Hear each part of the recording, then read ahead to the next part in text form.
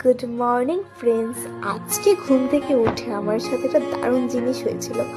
ঘুম থেকে উঠে বাইরে বেরিয়ে দেখি দুটো সুন্দর বুকে, আর রোজগুলোকে দেখে তো আমি বুঝতেই পেরেছি যে আজকের দিনটা অসাধারণ যাবে। লাঞ্চে আমি ওই দিন বিরিয়ানি খেয়েছিলাম, যেটা হচ্ছে আমার কমফর্ট ফুড। শেষে আমার দিদির সাথে আমি পার্কে গিয়েছিলাম, আর সিসোতে বসে মনে হয়েছিল যে আমি আবার ছোটবেলাটা ফিরে পেয়েছি।